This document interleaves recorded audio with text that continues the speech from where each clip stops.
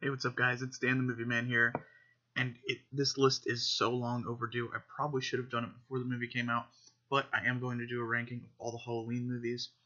For those of you that don't know, Michael Myers is my favorite slasher villain. Halloween is one of my favorite franchises, even though there are some less than stellar entries. But we're gonna get into this top 10 countdown, so let's just start, or 11, I guess, because we're counting the new Halloween that just came out. But number 11 on my list is Halloween 2. This movie, the Rob Zombie version, that is absolute garbage. I hate this movie. It takes everything that Rob Zombie did that was already bad and made it worse. Uh, I don't like Michael as Behemoth. Loomis is awful in this movie.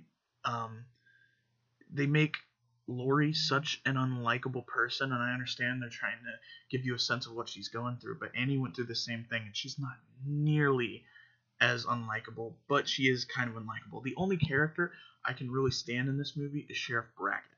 He's the only person in this movie that I actually care about. And even the side characters, like there's a guy that blames Loomis for his daughter's death, but it's not Loomis's fault. Loomis didn't let Michael go.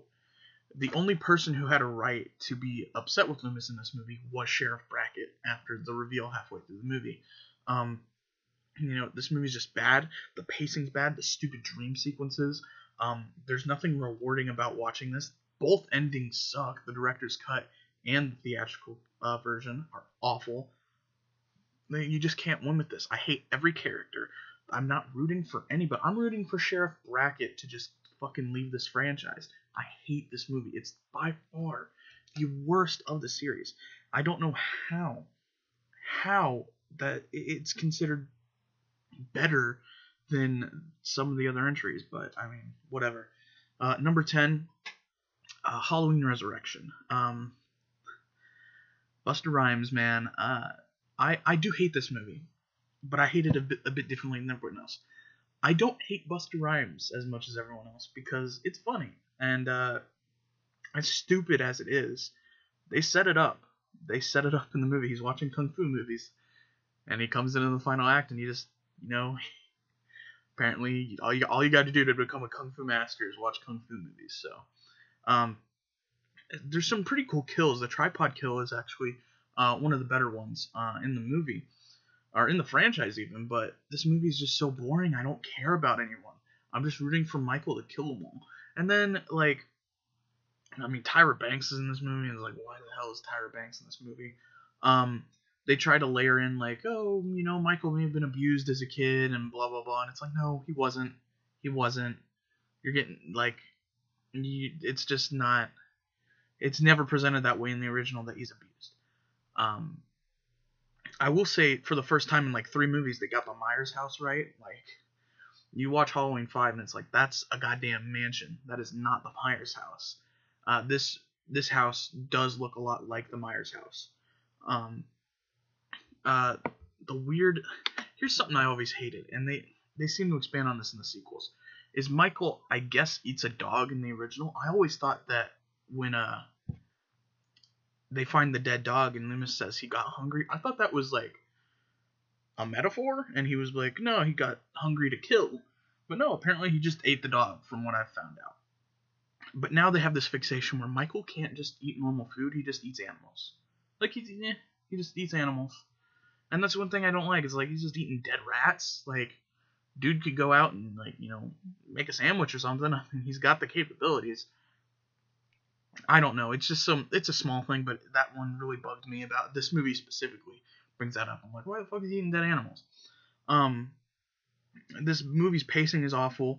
They obviously saw that Blair Witch made a lot of money, and they were like, well, let's use some of that technique, and they tried to do like found footage-ish with the cameras and everything. And then there's this subplot about a pen pal who's like, or not really a pen pal, I don't know what you consider them, but whatever, someone that she messages on her messenger all the time, and he's like 16 or something, and like, that's not weird at all, and he like helps her survive. It's so dumb, honestly dumb. And this comes from Rick Rosenthal, the guy that made Halloween 2, the original Halloween 2, which a lot of people herald as one of the better Halloween movies. And it's like, how did How did we go down this path?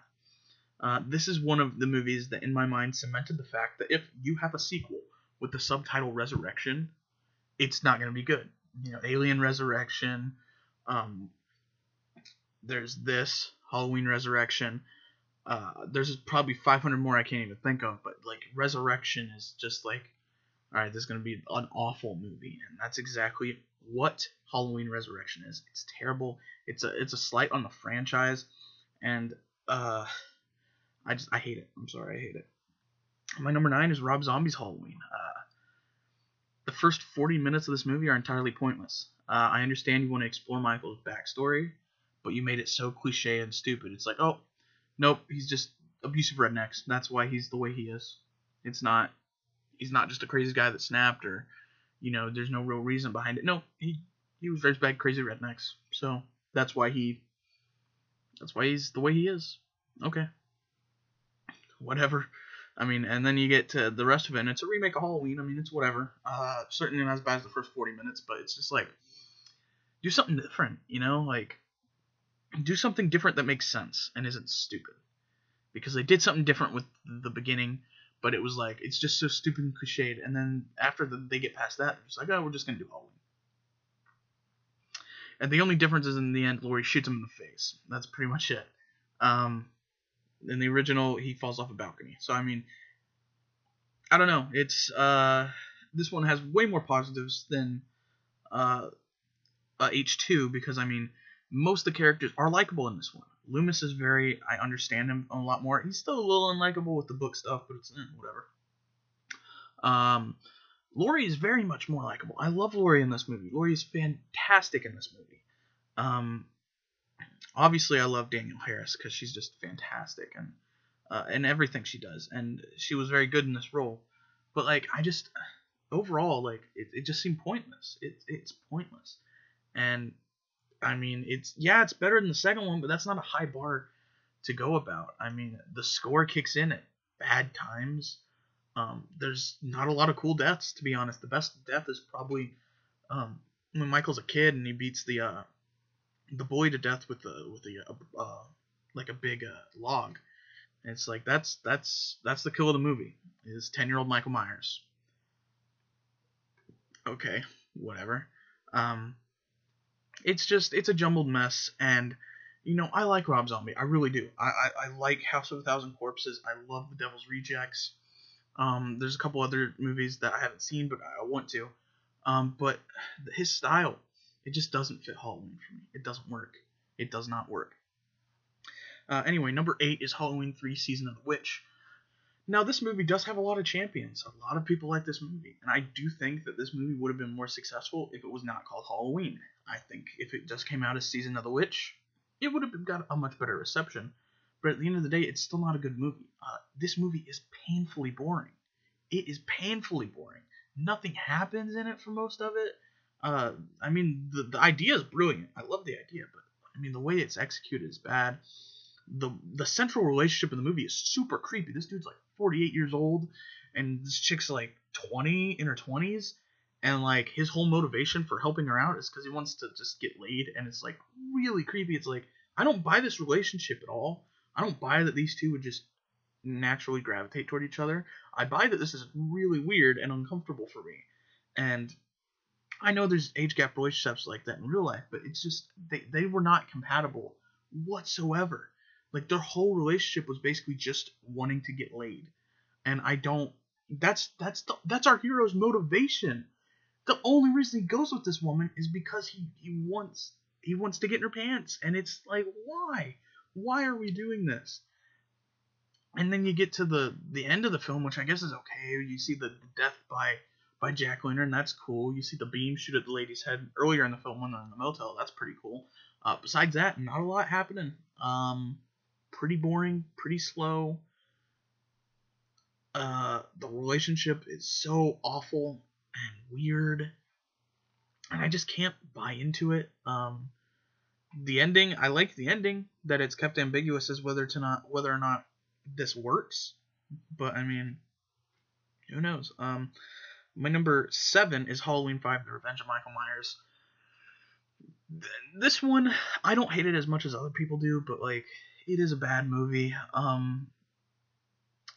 They the brilliant ending of Halloween 4. I mean, such a brilliant ending, and they just pissed it away in this movie for no reason.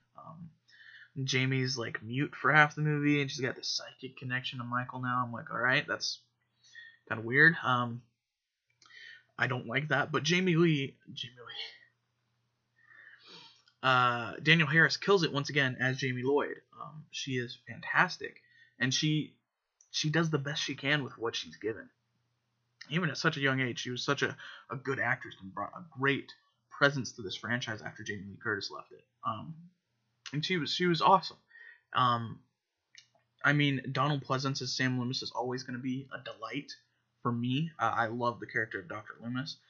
Um, After that, I mean, they killed Rachel off in the first 20 minutes, and Rachel was like a refreshing final girl to the franchise. Like, it's like she's such a likable character, and they replaced her with Tina, the most goddamn annoying final girl in the history of final girls. Like, she's not just flat out, there's some flat out boring ones. She's not boring. She's the most annoying, stupid person. Her role and Rachel should have been flipped. Tina should have died in the first 20 minutes. Rachel should have stayed alive, and Rachel should have made the sacrifice at the end to save Jamie. But no, they pissed it away, and it was just awful. It was awful. And then you got the Man in Black stuff, and it's like, okay, whatever. And then he breaks him out of jail. It's like, all right, I like ambiguous endings, whatever. That stuff's fine, nothing great, nothing special. But I mean, it was just from top to bottom, it is not a great film. My number 6 is gonna put me in some hot water because it's the original Halloween 2. Listen, it's not a bad movie, and it's the closest in tone to the original, but it's super slow. Nothing happens until Michael gets to the hospital. Nothing. Jamie Lee Curtis isn't in most of the movie. She's in and out of a coma. The best stuff is really just like, okay, Loomis. You're just watching Loomis. You're like, he's the only person keeping me entertained, keeping me in this right now. And it does get great when Michael gets to the hospital and starts stalking Lori, and that's a great setting. But up until that point, it's just like, get to the hospital. Get there. Get this ball rolling, because nothing's going on right now. And then you have the Ben Tramer thing where the cop comes out of nowhere and smashes him and it blows up, and he's like, I didn't even see him. Like, that's one thing if you think it's Michael and you're trying to kill him. But if you said you didn't even see him, you were just gonna crash into that car anyway. I don't understand the logic behind that scene at all, but that one threw me for a loop, and it still does. It's just, and the kills are cool. Like the hot tub kill is nice. The lifting the nurse up and the shoes fall off. The nurse drained of all her blood. Like, there's some great kills in this movie, but it's just, it takes forever to get there, and it takes a little too much time. I think the opening and the last 20 minutes are freaking amazing, but everything in between is just so boring, and that's why it's so low. It's certainly better than some of the others, but I just can't put it up there with some of the rest. My number 5 is Halloween 4: The Return of Michael Myers. This is one of the better ones of the franchise. I think it is a little ridiculous that Loomis survived the explosion, but apparently the writer of the film did want to shoot a scene connecting the end of Halloween 2 where the explosion knocks Loomis out of the room, so Loomis actually does survive. But the director was like, we don't want to connect it with Halloween 2. We just want to keep it connected to Halloween 1, which is stupid because Loomis has burn scars all over him, so obviously it's connected to Halloween 2. Whatever. So we can just assume Loomis got blown out of the room, whatever. But this introduces our new lead in Danielle Harris's Jamie Lloyd. She's a very, very strong successor to Jamie Lee Curtis. At such a young age to be that great, especially in this genre, is fantastic. Rachel is another great character. Some of the other teens, not as much, like the boyfriend and the girl he's cheating with are kind of whatever. And then the sheriff, he's alright. I don't mind him, the new sheriff. But besides that, I mean, the movie's good, and it has Michael stalking at a decent pace again. He escapes pretty soon. There's some fantastic kills where he distorts the dude's face. when he wakes up, he's just bashing this dude's head against the ambulance wall. Loomis is fantastic in this movie, and he has this nice moment with Michael in a gas station where he's trying to break through, and he's like, just don't go to Haddonfield. Leave them alone. Leave them alone. And he just says, God damn you, and start shooting at him. It's fantastic. Where this movie suffers, though, I think, is just it needed something more. And I mean, it's like it's right there on the verge of being really, really good, but it's just there's something missing, and there's something. Michael didn't seem as Michael as we had in previous films. And the biggest thing about Michael in this movie is that goddamn mask. That mask is awful. It is terrible. And like I said earlier, this movie had the fantastic twist ending with Jamie that they couldn't capitalize on. I can't fault Halloween 4 for that. I fault Halloween 5 for not capitalizing on it. But this movie has a fantastic twist ending. My number 4. A lot of people are going to be mad I put this one so high. It's Halloween 6, The Curse of Michael Myers. And I put it high for one reason. And that's the producer's cut. And the producer's cut of this movie is a joy. And I know it's over the top. I know it's ridiculous. I know the whole cult thing is stupid. And I love it. It's fantastic. Paul Rudd is awesome in this movie. I don't care what anyone says. You get Donald Pleasance again one last time as Sam Loomis, and he kills it. It's fantastic. I love this movie from top to bottom. And I know it's ridiculous, but it's so cool. I don't know why. I don't know why the cult movie was cool to me, but it is. I don't know. Maybe it's just. I don't know. It's hard to explain why I like this movie, but I do. I love it. Now I do prefer the producer's cut over the theatrical cut, but there's a YouTuber out there called Drum Dums. He's done a cut that is it's known as the Blue Myers cut, where it's kind of a balance between the two, and I think that's by far the most superior cut. It gives you the story. I don't know how to word it. The story of the sixth one, because the sixth one of the producer's cut, because the producer's cut did have a more coherent story, but it also gave you the kills from the theatrical cut, which are much better. Like when the dad's head just explodes, it's freaking awesome.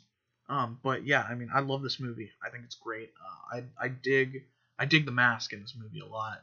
It's the best mask for me after the original. It's the closest it got. It's the best in this movie, and I thought it was really great. I love it. I can't explain why. My number 3, for the longest time, was the in my headcanon of the Halloween series. This was the last movie, and that is a Halloween H2O. I love this movie. This movie is fantastic. Bring back Jamie Lee Curtis. Michael Myers is her brother, and I'm fine with that. I'm fine with them being siblings. I'm fine with them not being siblings. Either way works for me. And just to be haunted by what she went through that night, and she got away, but like she lost her friends, and now she's obviously had a bad relationship go sour. She has a son, but there's no dad in sight, and she's trying to rebuild her life. She's still going through all this turmoil.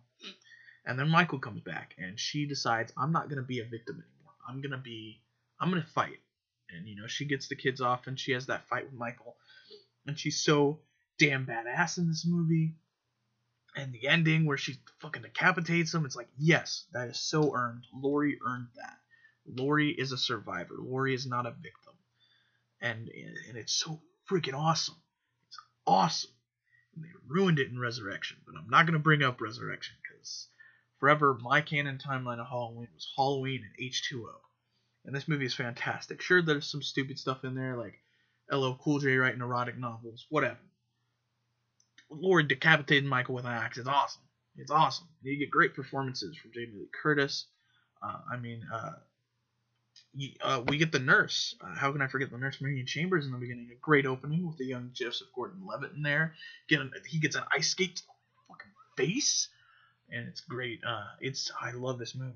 The kills are great. Where you got the dumbwaiter dropping on the girl's ankle, and it's all messed up, and then he hangs her off a light from her intestines. This movie was awesome, except the masks. There's 4 different masks in this movie, I think 3 or 4, and one of them's completely CGI. And boy, does it show. It's awful. The base mask of this movie, the one that's shown the most, I actually don't mind, and it's great when you see that. And a lot of people complain about this. The eyes, I think it's great because when he comes to the window face to face with Laurie, they're looking into each other's eyes. That's why I think that's brilliant.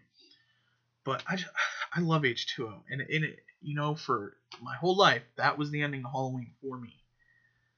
Till about 2 weeks ago, when my number 2 movie, Halloween 2018, became the new definitive timeline for Halloween. This movie is fantastic, top to bottom. Jamie Lee Curtis gives an even better performance, and I think this is Jamie Lee Curtis's best performance of all time. This performance, resurgence as Laurie Strode, fantastic. I mean, she plays this broken. I don't want to say broken actually. It's not really like she's hardened. That's what I'm looking for. She's this hardened. She's prepared. She's she's ruined her life almost with this obsession of Michael Myers. That night has never left her. It's destroyed relationships. She lost her daughter. I mean everything, and she's so ready for this. She needs this. She needs to face off with Michael again. And Michael gets out, and goddamn it, she is ready. And she's taken no prisoners in this movie, and neither is Michael. I am gonna say I'm gonna put spoilers here for this movie. Michael, boy, does he kill some people. He kills a kid right at the beginning of this movie. And I think that's a brilliant choice because later in the movie, he kills a woman in her home. And after he kills her, you hear a baby cry. And then you think, shit. And it makes you think, is Michael going to kill this baby? And usually you'd be like, nah, he's not going to kill a baby. Whatever. He's not going to kill a baby. But earlier in the movie, he killed a kid. So you're like, oh my God, he's going to kill a baby. Oh, don't kill the baby. And he walks by and just leaves the baby. You're like, thank God. But that creates such a tension there. You're like, is he going to kill the baby? Don't kill the baby. There's also this doctor. This is my one flaw of this movie is this doctor character. He's like, oh, you're the new Loomis, and then he's like, I would want to see what it is like to kill, and he puts on the mask, and it's like, oh, fucking okay. Luckily, Michael takes him out quick and fucking smashes his head with a giant stomp. Best kill of the movie. Amazing. There's some amazing callbacks to the original. Chief of them being when Michael knocks Laurie off the balcony. He hears Laurie's granddaughter come home. He looks back off the balcony. Laurie's not there. Michael's going after Laurie's daughter and granddaughter, and then Laurie comes out of the shadows and is like, hello, Michael, and fucking stabs him. And is like, and they trap Michael and burn him.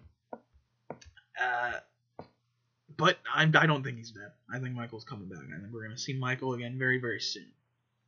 But this movie, from top to bottom, was great. I have very few complaints. My biggest one being that freaking doctor character. I'm glad they dispatched of him pretty quickly. Yeah, so I mean that's my biggest complaint. Jamie Lee Curtis gives a great performance. I don't know the actress's name, but the actress that plays her granddaughter Allison is very believable in this too. And all the teenage characters in this movie were very good. Like I can't even remember the character's name, but it's the blonde girl. She is such a likable character. Like she's having this back and forth with the kid she's babysitting. Is like, yeah, you used to be cool, but like I babysit like 20 kids and you're the worst one. And then like she puts like they have this nice rapport where like he's like, oh she's talking about bringing the I can't remember what word she used, but she obviously alluding to weed. He's like, I know what you're talking about. You're gonna smoke some weed, blah blah blah. And she's like, don't tell your mom or I'll tell her about your browser history. He's like, oh shoot, no. And when she puts him to bed, she ultimately says, yeah, you're one of my favorite kids I babysit. And they leave. They have like a nice relationship. And then her boyfriend's very likable too. He cracks jokes, blows up pumpkins. I mean, he's pretty cool. And I ultimately care about these characters. Like, holy shit, teenagers in this movie I like. I don't want them to die. I want them to get away. And then ultimately Michael shows up and it ensues. And one of the best things I love about this movie is the boyfriend hears the girlfriend being murdered.